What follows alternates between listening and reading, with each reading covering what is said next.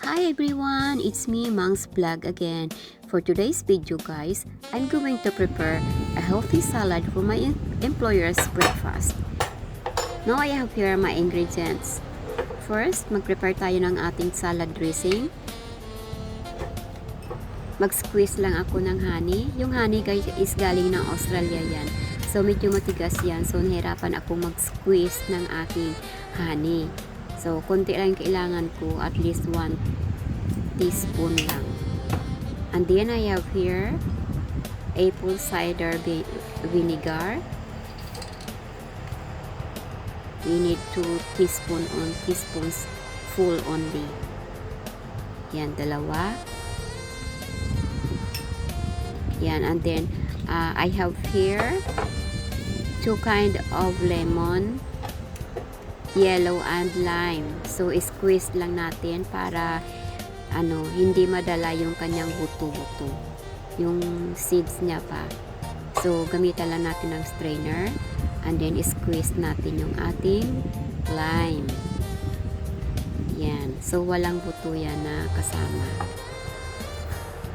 Yan, hindi na ako nag-gloves kasi malinis naman yung kamay ko. Sorry, but that is true. Yan, and then i-mix lang natin yung ating honey na may lemon at saka vinegar. Kasi yung honey medyo matigas yan, so mahirap i-mix. So tiyaga lang guys. Yan, i-mix natin yan. And then, isit aside natin. And then, mag-prepare tayo ng ating leaves, yung romaine leaves. Kasi yung romaine leaves is favorite ni Madam yan sa salad. O, minsan gusto niya rin yung ibang klaseng vegetables. Yan. Yung mga arugula, minsan yan ang gusto niya. Pero ayaw na sa tomato. So, ayan na guys, nasit aside na natin. And then, mag-prepare tayo ng ating romaine leaves. So, yung romaine leaves is hinugasan ko. Medyo matubig-tubig pa siya. So, punasan na lang natin ng kitchen towel para matanggal yung tubig. Yan. And then, hiwain natin sa gitna kasi malaki yun. Hiniwa ko sa gitna. And then, hiniwa ko pa rin siya ng malaki kasi gusto ni Madam sa romaine leaves is medyo malaki na hiwa. Ayaw na yung maliliit. So, medyo malaki yung hiwa ko. Pero depende din sa inyo guys kung ano yung taste nyo o gusto ng employer nyo, ganyan. So tapos na, and then mag-prepare ako ng big onion, yung purple big onion. Yan, kunti lang yung hiwain natin dyan. Hiniwa ko lang siya ng pahaba. Yan, kasi may kalahati pa ako nung nakaraan. So hiniwa ko lang siya ng pahaba, and then after that hugasan natin kasi tanggalin natin yung anong tawag dyan, yung medyo maanghang yan. Yeah, maanghang yun. So hugasan natin para hindi siya masyadong maanghang. Yan, hinugasan ko lang siya sa tubig. Pwede nyong damihan, so yung sa akin is proportion lang ng aking salad. And then pinunasan ko na yung aking big onion, and then i-mix natin dyan sa ating leaves. Tapos hiwa naman tayo ng ating avocado. Yung avocado is made in Australia din yan. Yan, hiwain natin hatiin natin sa dalawang hiwa para matanggal natin yung buto.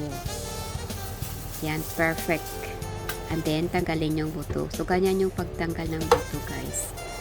Yan. And then, gamitan natin ng malaking kutsara para matanggal natin yung fruits. Yan. So, hiwain natin ng 3 o 4 na hiwa.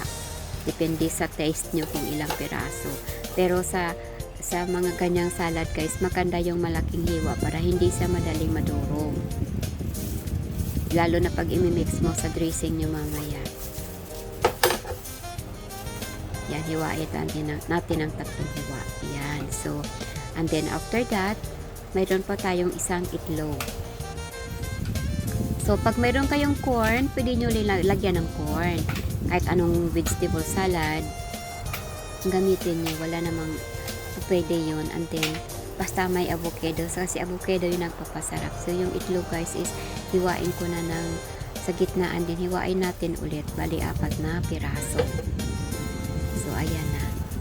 So, ang ganda ng kulay guys. So, pag may shrimp kayo, masarap din yung shrimp dyan. So, depende sa ano yung ingredients nyo. And then, maglagay na tayo ng ating dressing. Ibuhos ko, ko lang sa sa may, sa gilid niya. Pwede na rin sa gitna. And then, mamaya, lagyan ni madam yan ng olive oil. So, na lang maglalagay. Kasi pag ako daw marami, so siya na lang daw maglagay. So, ayan na guys. Ang ganda tingnan ng ating salad. So, yan. So, if you like my video guys, please share to your family and to your friends. Thanks for watching. Until next time.